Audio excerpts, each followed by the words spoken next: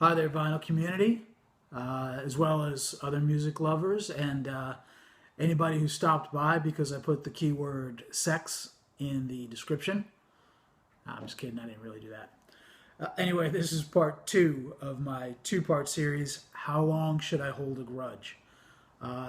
In my first video on how long should I hold a grudge, I featured limited fanfare records and talked about what happened there and the the conclusion to that with limited fanfare records. How long should I hold a grudge is forever. So moving on to today's part two of two, I'm going to talk about Vinyl Me Please. Vinyl Me Please is a sort of a record of the month club kind of thing. It I received last Christmas. My better half, Kirsty, got me a subscription for the year to Vinyl Me Please. Once a month, they kind of curate a record. It gets printed, and it's a reprint.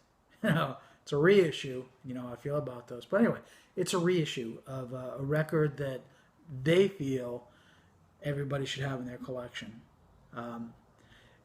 And these kind of record of the month clubs where you don't know exactly where you're getting, they run like, well, with this one, let's say 26, 27, 28 bucks a month, in that neighborhood.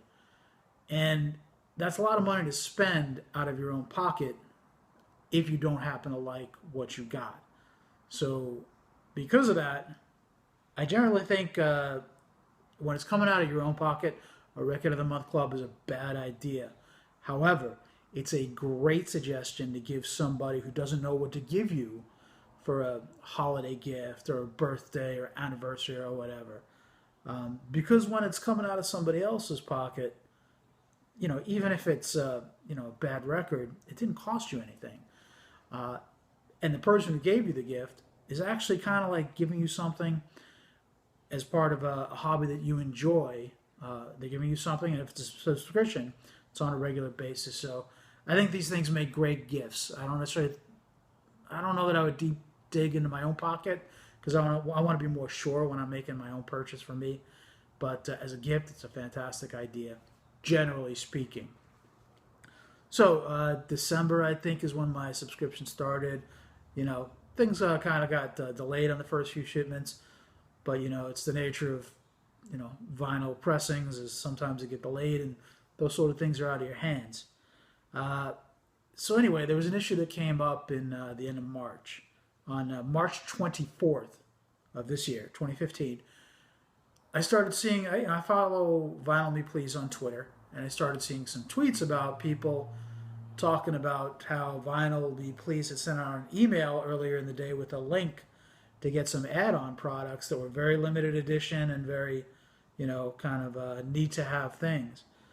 And in that same Twitter timeline, you were seeing people reply going, yeah, I never got that email. And I was like, yeah, well, I didn't either. And so, and these were the kind of things you could add on to your order for like April, and you could add on something and it'll come in with your next order. You got to pay for it, but so people were saying they didn't get the email, and I didn't either. So it was on Twitter, so I tweeted back at them and said, hey, I kind of had an issue here, and I sent them. I said, hey, what's what? So they tweet back at me and say, hey, send us a DM, a direct message. Now, which I tried to. However, if you know anything about Twitter, to at least at that time, to receive for people to direct message between each other, they have to follow each other. Vinyl Me Please said, hey, send us a DM, and but they don't follow me at that time, so I couldn't send them a DM. So I wrote them an email the next day and said, hey, here's what's going on, and kind of shooting me a message like, hey, send me a DM when you're like the Twitter person for a company. Like, if you probably understand Twitter if you're the marketing person or the Twitter handler or what have you. So I kind of took that as a backhand, like, send me a DM knowing that I can't send you a DM because I don't follow you. And I saw along their timeline that a few other people had the same problem where they finally please said, send me a DM. And then people are like, well, you don't follow me, so I can't.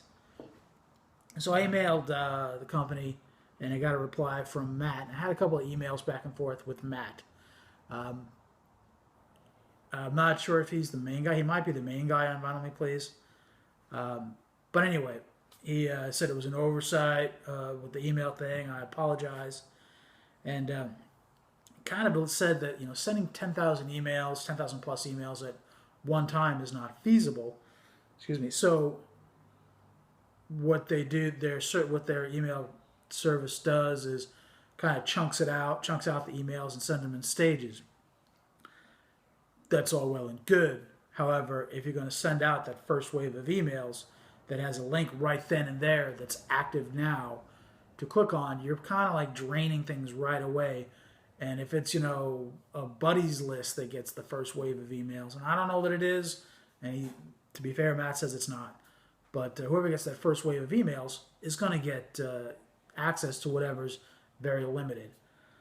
So they said they send the emails out in stages, and I never got the email. And, Matt was replying in an email saying, no matter what we do, the nature of vinyl is that it's a limited thing, and he gave me an example of a Sufjan Stevens album where it's a special edition, and they only had 35 copies. Now, setting aside that having 35 copies of a Sufjan Stevens album, if you've ever heard him, is about 35 copies too many. He kind of said that, no matter what, it's hard to give everybody an equal chance at things.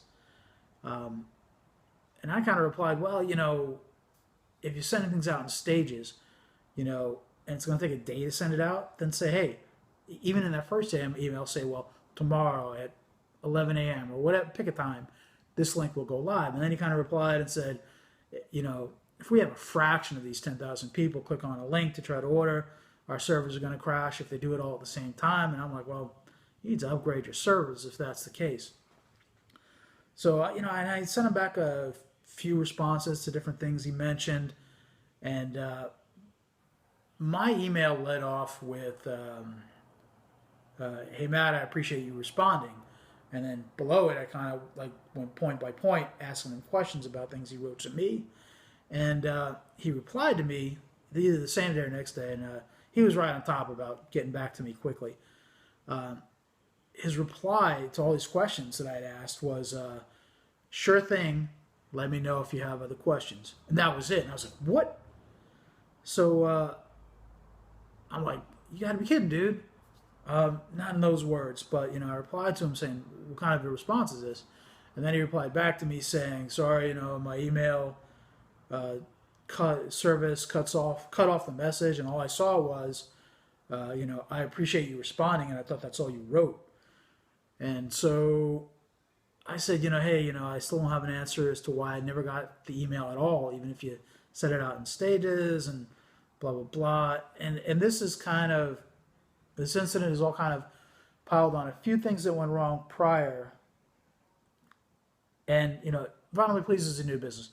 Things are going to kind of happen. And I was kind of along the lines of, man, this is just like, I understand that things happen, but things are always happening.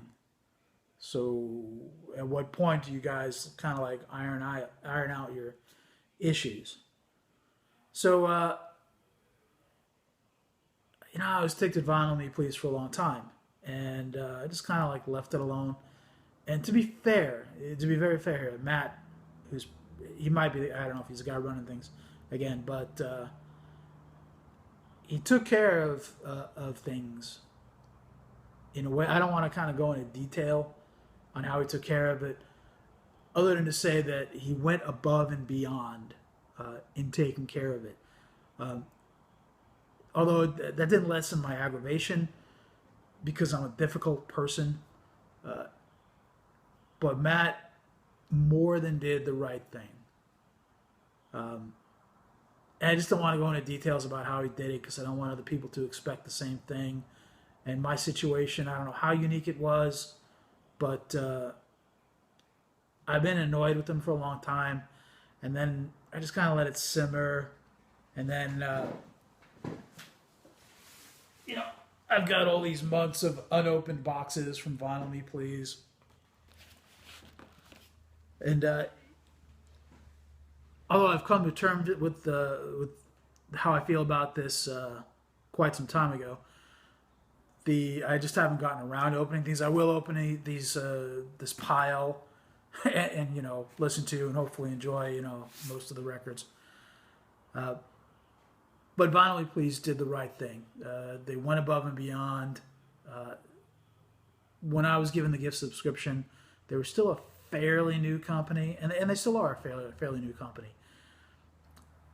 And a lot of times you got to kind of go things. It's not so much that a problem occurs or in life or in business, because problems are going to happen. It's kind of how you take care of it. How do you deal with it? I don't get the impression that these email problems have gone on, although I haven't been clicking in links and looking for things. But despite me being aggravated with them for a long time, Vinyl Me Please, just suffice it to say, they're good people. Matt, the guy in charge, I assume he's in charge, went above and beyond and taking care of the problem. So in this instance, how long should I hold a grudge? In this case, with Vinyl Me Please, I shouldn't hold a grudge at all. And I'm not going to. And hopefully they don't hold a grudge against me, but, it is what it is. I was a butthead. I was stubborn about it. And I hate to say I'm wrong, so I'm not going to, even if I was, which I wasn't. But so I'm not gonna. But I might have been.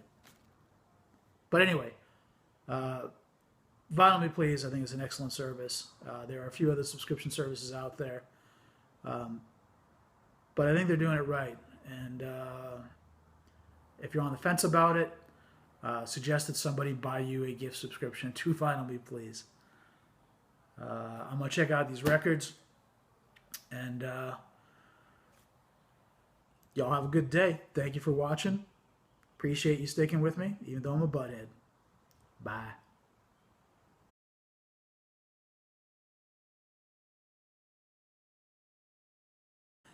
You know what? I've opened everything up, and for anybody that's not familiar with Vinyl Me Please and the kind of range of things you might get, I'm going to show you what I got.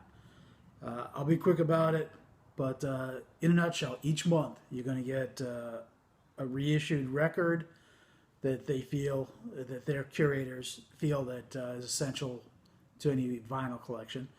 So you're going to get the vinyl. You're going to get a cocktail recipe that they feel should be paired with the record, and you're going to get a piece of artwork that was created just for this shipment of this edition of the record to you. So for March, it comes in this little wraparound thing, and this is the J. Dilla Donuts. It's the March release. When you open the flap, it's got a drink recipe in there. So, here's the front of the record. Here's the back. Kind of funny part of this, this is the March release. It's been in the box for a while, and the shrink wrap must have got warm because it's shrunk and peeling away. Huh, shrink wrap, shrinks. Go figure. And the artwork,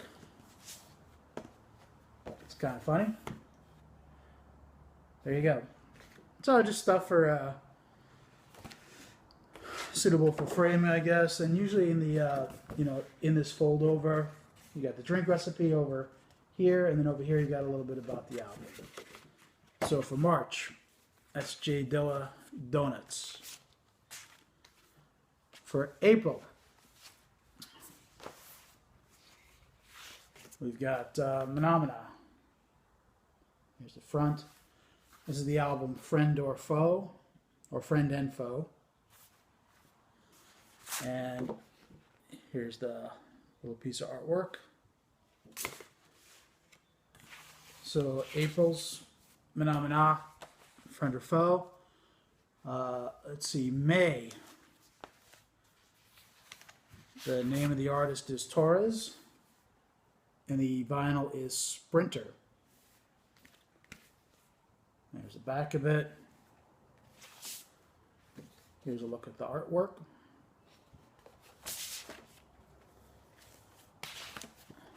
Okay, for June. The name of the artist is Hot Chip. The album is In Our Heads. In Our Heads? In Our Heads. And it says it's the Vinyl Me Please exclusive edition, lavender and canary yellow vinyl.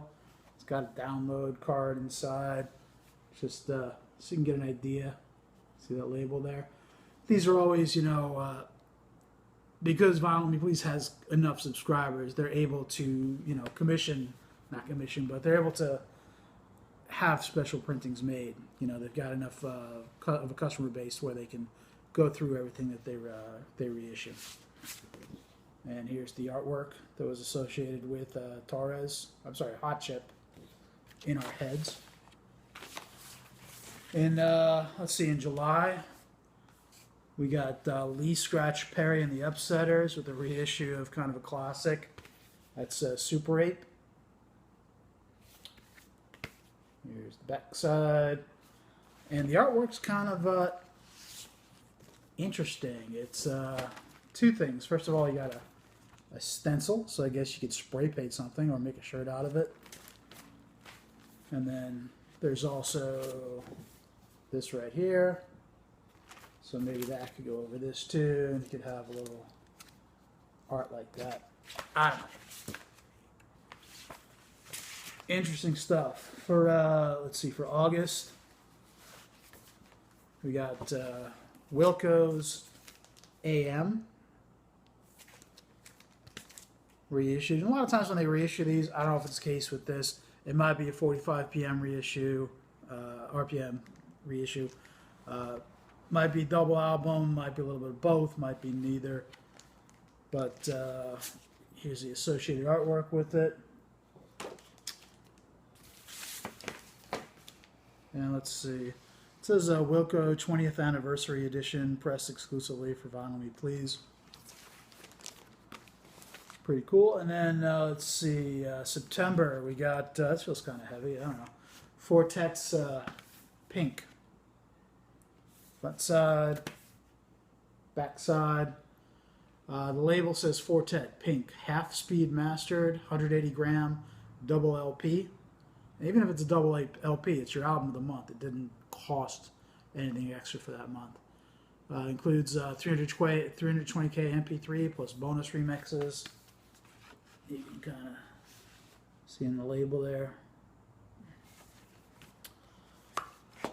And the artwork just says Fortet Pink on there. And there's another record in here. I don't know what that's about. Just says A and B. It's a 12-inch, but it says 45 RPM.